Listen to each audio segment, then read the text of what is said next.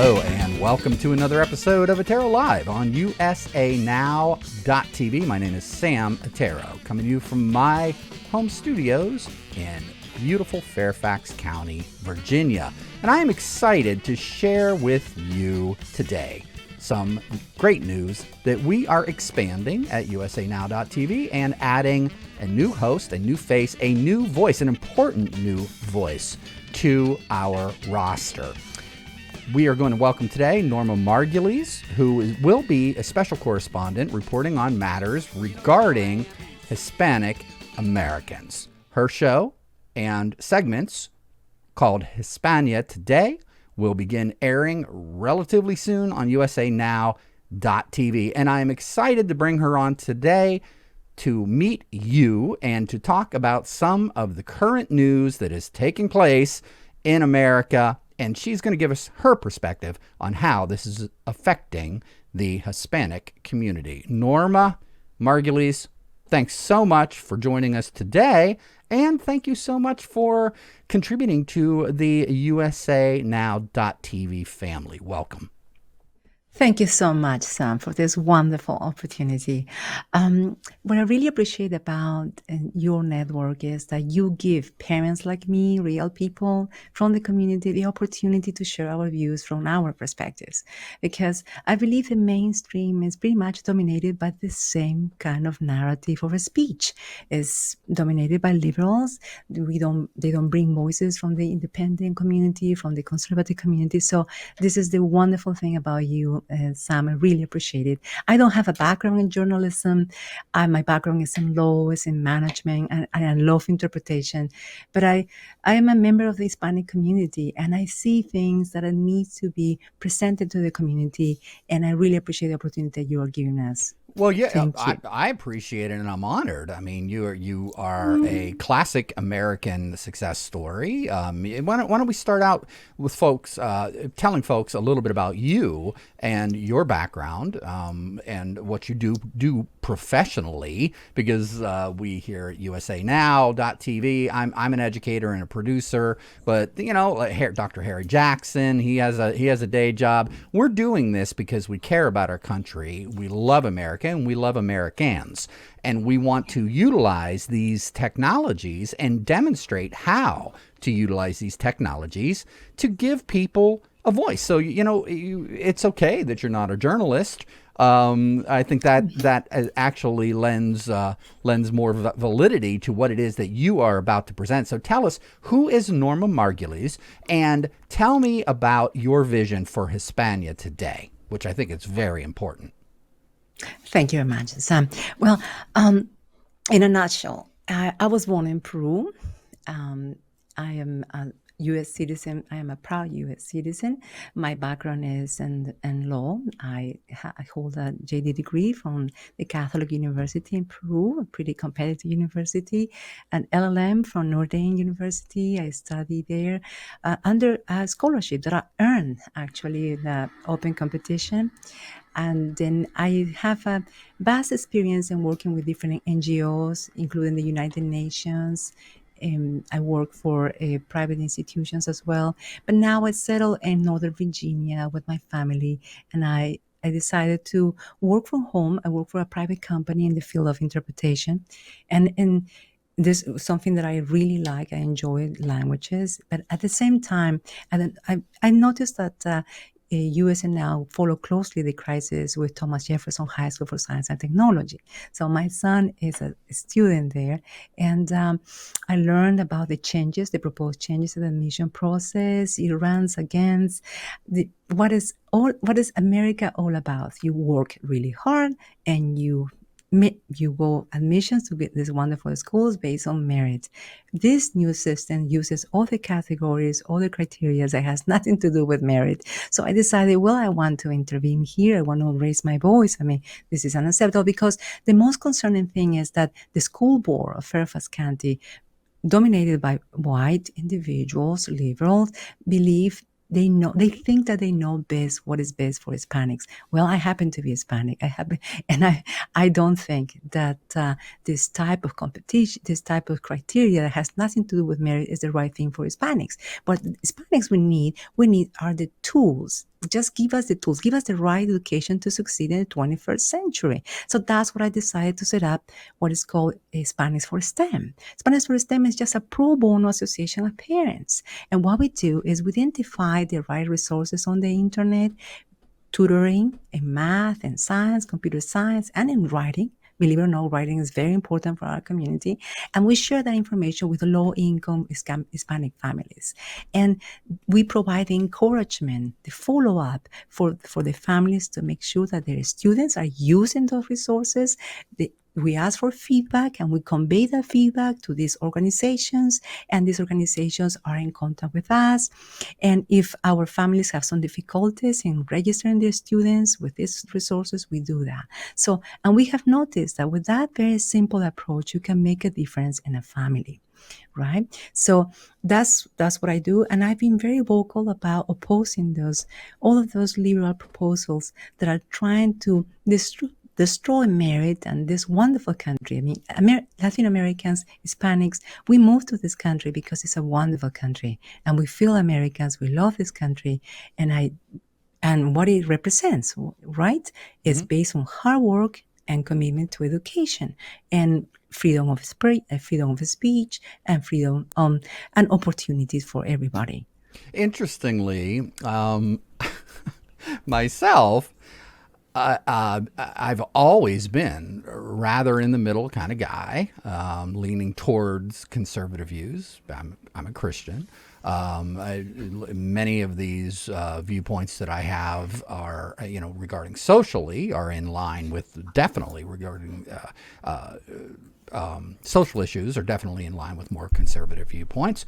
It may be libertarian, I guess, on a lot of different viewpoints. I would say that I very rarely, if ever or never, lean left. But one of the things that I certainly never do is lean toward what is now being termed wokeness, right? Yes. I'm a firm believer that the left has gone far over the cliff. Absolutely. And that's one of the reasons why I actually started USA Now as an educator myself, a retired teacher and a independent broadcaster. I thought it really important to use these technologies to add whatever I could to the fray. I mean, God knows we don't need another independent media network out there, but I figured, why not? I can do it. I can be a voice and give folks like you and professional platform to help you do important work that you see as necessary. Now, interestingly, the first two hosts that I've added on top of myself to USA Now were lifelong Democrats. Dr. Harry Jackson of Education Matters, educated, a black male who is passionate about these issues and is as anti-woke as you could possibly be. And he is all about waking people up and shifting this spectrum here. And we tend to look at things from a lens of just. I said to you, Norma, for me, it's not left, right, woke, conservative, whatever. It's just really just common sense. And I think that the far left has lost their ever-loving minds. There's some sort of mass psychosis that is taking place in this country, and we're seeing it on full display. And I know that was a bit of a diatribe, but I'm setting the stage here, because I want people to know and understand that I'm not just preaching to the choir. USA Now and this vision isn't to just grab a bunch of conservative voices and push it out there. We're looking for real people that, I hate to use this word, but have woke up and are realizing that something is really drastically wrong with our culture, and they want to utilize their voice to be a voice of reason and common sense. And that's what I love about you, Norma. You are fiery, you are passionate, you've got a wonderful Substack series that you put out, and you're not afraid. You're not afraid to call the crazies out when you see it. And I see you get a lot of guff on Twitter. You get a lot of pushback from people because you're calling out this woke insanity for what it is. My hat's off to you. Now, that said, talk to me about HISPANIA today. right? Oh, right. What is it that you see happening on the national stage that you think it's so important to agitate, if you will, and give voices to the Hispanic community? Why do you feel they're being unrepresented, not represented fairly, or misrepresented? No, excellent. That was actually the second part of the question that you asked me, Sam. I'm sorry I left it out. But indeed, this is the thing. The woke, the liberals, the Democrats going rogue, have decided to undertake a number of measures in the name of minorities, in the name of Hispanics, but they haven't consulted us. They haven't asked us if this is the right thing to do. There is this paternalistic view about what I know is best for you. And it's all the time, Sam, and I am not being sexist here, all the time has to be a white lady, well-educated, with lots of privileges. You see, I am now learning the language that the woke is using, and I am throwing that language back at them, because usually those type of the ladies are the ones who are telling me what is best. For instance, they are telling me that it's best to cheat with the admission process of Thomas Jefferson High School for Science and Technology in order to achieve a larger number of STEM professionals, Hispanics, right? Well, I disagree. They increase what, 20 more, 30 more? But the bottom line is that there are 70,000 Hispanic students in Fairfax County Public Schools to start with, and they do need the foundations to succeed in the 21st century. So who is talking about that, Sam? I'm afraid we don't have that perspective in the mainstream. People are not discussing those issues. Other point, for instance, Sam, how many Hispanics are attending the Parent-Teacher Association meetings? Not many. Why is that disconnect? Instead of bringing this bizarre ideologies with respect to education and other topics that has nothing to do with the basis of math, arithmetics, and reading, etc. Why don't we strengthening, for instance, PTSA? Why don't we strengthening the communication with the community to make sure that the Hispanic families are using the resources for the educational system? You see, like you said, it's just common sense, and that has been somehow left. I feel discriminated against. I mean, nobody has consulted me with the issues that they are trying to portray that as the best for our community. There are no town halls to discuss this with Hispanic community. How many Hispanics, Sam? How many Hispanics have you seen that are supporting this woke ideologies, the changes in the community? I don't see many.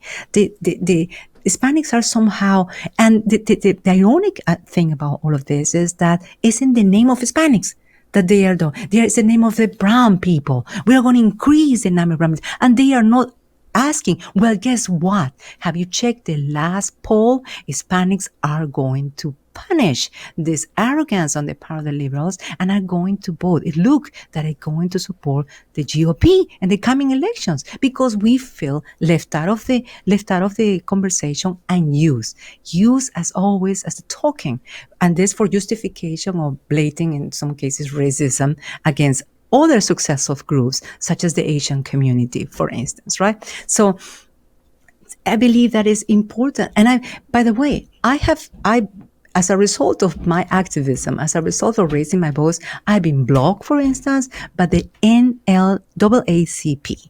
They blocked me on Twitter. A Hispanic woman who joined the NAACP has been blocked. Why? Because I questioned their stance with respect to admissions process, with respect to other things. They cannot. This is another aspect. We have turned intolerant. We cannot accept that a Hispanic or a Black person like Harry can have different opinions. When you raise the voice, you are marginalized, you are canceled, and you are labeled, oh yeah, she might be a white nationalist, she might be a Nazi, and because I don't share the views. So we have become intolerant, we use Hispanics, and we have, like you said, it's like we have entered a parallel universe where common sense it was left by the door and the Hispanics are being used as an excuse. Well, I'm sorry. I don't want to be used as an excuse anymore. I want to raise my voice. I want to bring the voices of commonsensical Hispanics who are saying enough is enough. And we can see that on the recent polls.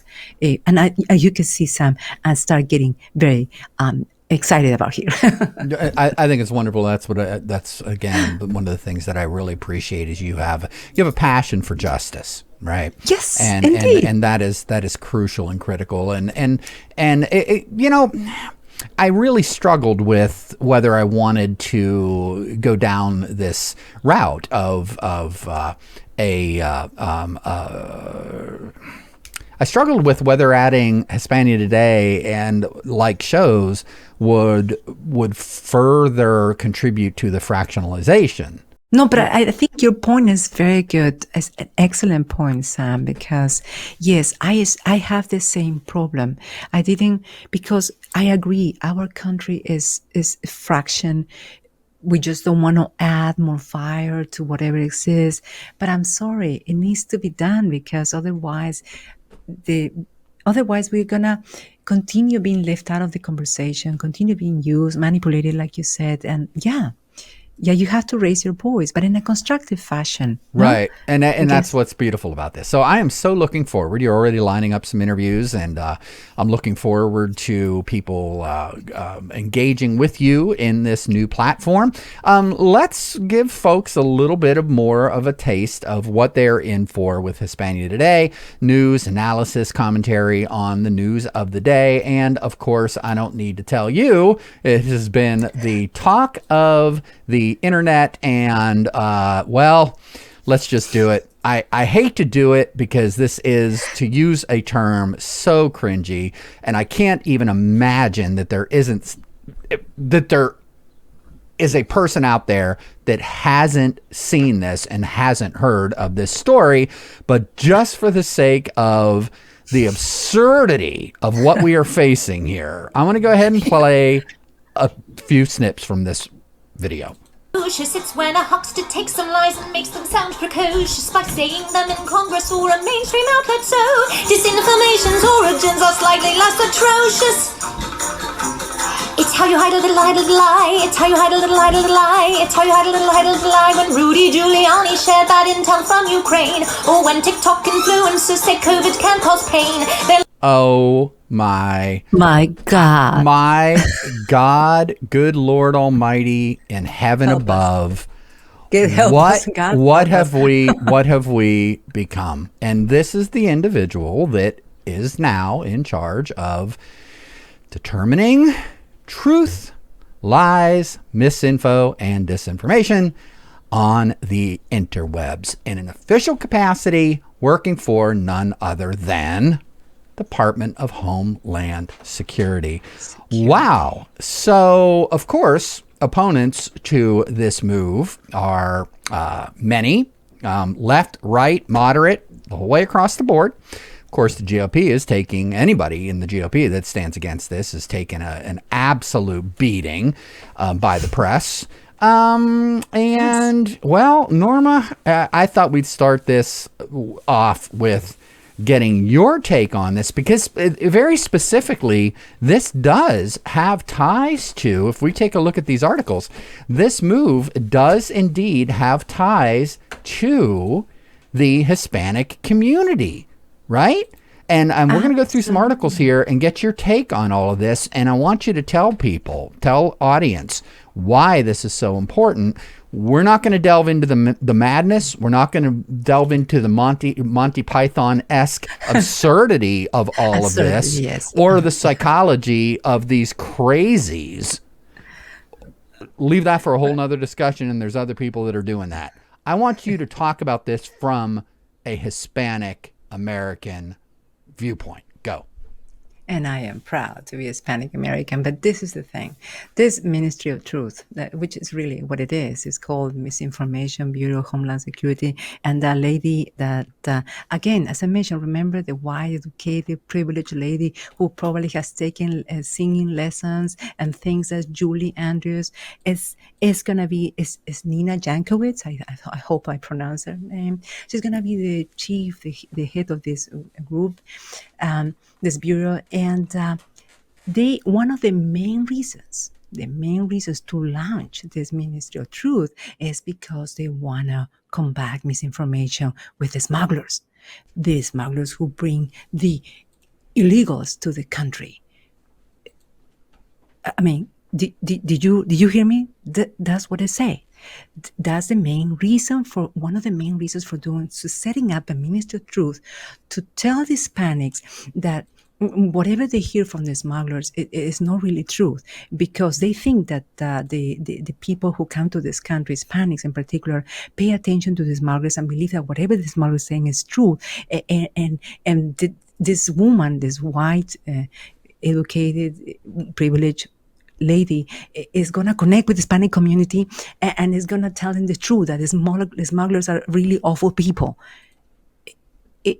Does this make any sense, or I lose my mind? I mean, well, I think it makes sense if you look at it from the standpoint of the overall agenda of this social construct that the far, far, far radical left is attempting to foist upon all of America. Now, from little tiny children now all the way up to, cradle to grave, man. And they want us to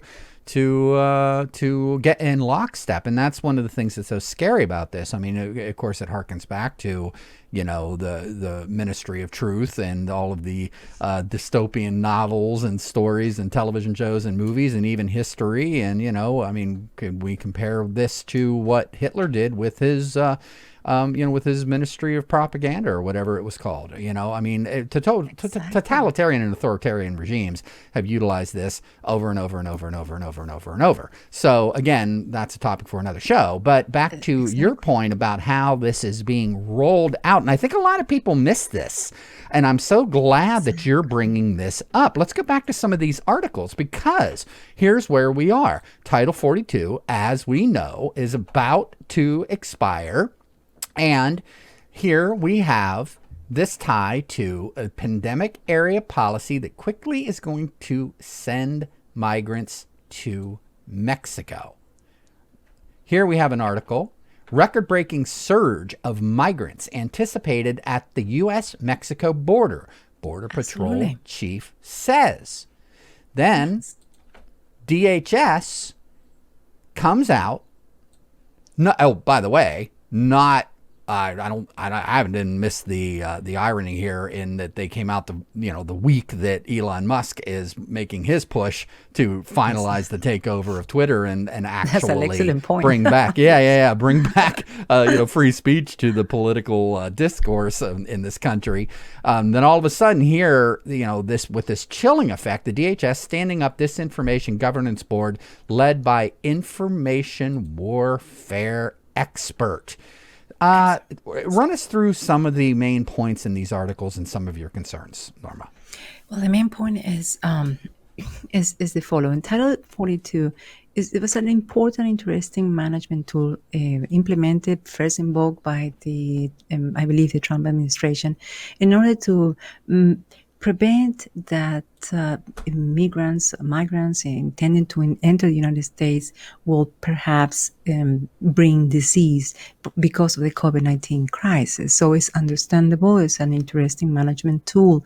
Now, yes, indeed, the numbers are falling, etc. But as CNN, that's one of the articles that you presented and I share with you, as even CNN acknowledges that with the temperatures and the conditions, the numbers of migrants are going to increase. Right now, if anybody is following what is happening at the border, we know that there is an influx of numbers, uncontrollable, and the post there, the frontier, are overwhelmed. So what is the consequence of having removed Title 42? I just don't know. And it's been challenging. It's been challenged in the courts. We could discuss this later on. But instead of addressing that situation, instead of the Biden administration, instead of saying, well, wait a minute, Title 42 has some merits, and it helps us is in the tool to manage immigration in a serious and comprehensive matter. And this is not racism. This is just a simple management of migration of any country, in any civilized country. They're going to remove that, and instead of addressing the situation, they are implementing a ministry of truth. It's like, I just don't understand the connect. It's like I just cannot believe it, that instead of addressing immigration in a serious and coherent and comprehensive fashion, now they are setting out this ministry and they are giving it to Ms. Nina Jankowicz as the way to solve the problem. So migrants and people from different countries, why people are coming to the United States? They are going to be somehow persuaded not to by this ministry, by this group, by this woman. It's absurd. It's just absurd. Why don't we address the reasons? Why don't we implement a serious policy to manage the immigration? If there are different tools that we can use instead of implementing this, which for me, from my perspective, is just an excuse, because it also said that there's going to intend to tackle disinformation, misinformation for elections. So, and this is before the primaries. This is before the November. So what are we going to do to the minorities? What is the message that is going to be conveyed to the Hispanics? And it's going to be probably using in Spanish. They're going to use all the resources and tools. So there are many aspects that the setting up of this office is so problematic with the Hispanic community. But one of the most alarming one is immigration, illegal immigration. How are we going to tackle with that? No, we are not discussing that. Now we're discussing this ministry, whereas we have the influx of illegal immigrants in the country. Right. Mayorkas said here in this article, DHS and its components play a big role in addressing myths and disinformation in Spanish and other languages. Can you share what steps you've taken and what future plans you have to address Spanish language myths and disinformation through the department-wide approach? This is Underwood asked Mayorkas, and his reply that DHS, quote, has a number of different offices engaged in this critical effort as part of the mission set, including the Cybersecurity and Infrastructure Security Agency, which recently published infographics explaining information manipulation and how bad actors use social media bots, as well as an update of the disinformation stops you with infographic set. So to his point, it is fair to say that DHS has been involved in this sort of information curation and parsing for a very long time. Why is this point in time so different? Why should this be raising the alarm bells in America? Well, that's an excellent question, and definitely we have to enter into the realm of political speculation. And we do have a crisis. The numbers of the Biden administration are going down, and it appears that in November the GOP might have significant gains in power in this country. Is that the connection, Sam? Are they doing this in order to prevent? Because the numbers for Hispanics and Latinos who are switching alliances, who are realizing that the Democratic Party is not delivering the goods, the promised goods as usual, and now they are going to give the GOP a chance, might be a reason. Is all of that political? I mean, the timing of this measure is so suspicious, it's so poor, and we can speculate the entire afternoon about that and the crisis in the border. So once again, the Biden administration has to be serious and address the serious issues instead of creating this additional, are they trying to the main issues? Are they trying to confuse us? I think the issue is right there. It's the mechanism is going to be put in place and opening up the door for it to be abused. And I think one of the biggest red flags is this. People are focusing so much on this person that they've identified to run this, and I think rightfully so, because she's shown over and over and over in her past she is not objective. She most absolutely certainly not. So somebody with that amount of power. And what it is that she will be doing to determine what is truth, what is not truth, coming out of immigrant circles, and therefore, in reverse, into immigrant circles, right? So Exactly. the Hispanic community, as this article points out here, and the House is taking a look at this. This is what the hearings were about this week. They're taking a look into this information and whether it is being targeted at communities of color. It seems that what you are suggesting, and what many people are suggesting, is that this new Ministry of Truth, to use that term, will in fact be targeting the communities of color with the information, with the version of the truth that they want to promote. Therein lies the scare factor, I think. Would you agree? Absolutely, Sam. And that's the reason why I'm so thankful of your network and your invitation and your clarity to see these issues and to offer me the chance, the voice to denounce it. But let's face it, Governor DeSantis has already raised his voice, and I am with him on this one. He is right. And let's look at these points right here on the screen. Right there, DeSantis is saying that Governor DeSantis is saying that this is unacceptable.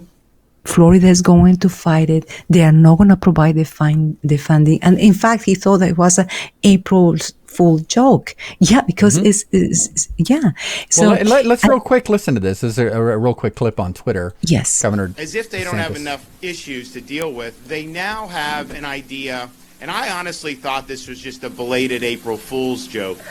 But they are actually going to create, in the Department of Homeland Security, a Bureau of Disinformation. It's basically a Ministry of Truth. And what they want to do is they want to be able to put out false narratives without people being able to speak out and fight back. They want to be able to say things like Russia collusion and perpetuate hoaxes and then have people like us be silenced. They want. Right. Okay. We all know it. We all get it. Now, I thought this was interesting. I found this, and I wanted to see your reaction to this whack job over on CNN. This woman's take on not just what DeSantis has to say, but anybody on in what she deems as the within the spectrum of the right. Let's listen to this. The new Republican Party of Trump loves big government. Don't let them tell you differently. They especially love it when they can weaponize it against their favorite boogeymen. Minorities, women, gays, immigrants, Disney, the libs. Trump has so thoroughly corrupted the right and kicked out from underneath it the pillars of conservatism that once held it up. Now the leaders of the Republican Party stand for un-American and unconservative things like book banning, insurrection, lawlessness, and yes, big government. Wow. And nowhere Isn't it is amazing? this on display Isn't it more amazing than in how that gets spun around? I mean, the argument, it's mind-boggling. Well, when we take a look at the what is happening with the push to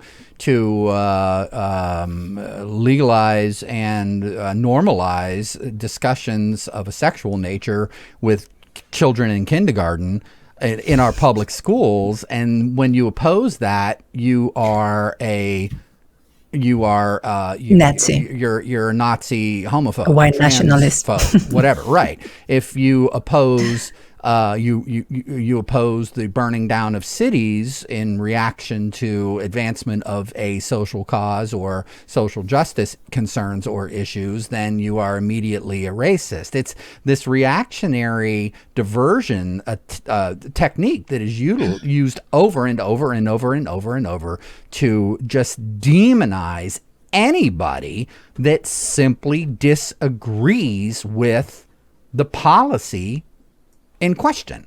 And so here you have a governor such as Ron DeSantis or anybody in the right mind that would raise a concern that, holy cow, look at what we've become as a country here, and Yes. and you're somehow painted as the crackpot, as the loon.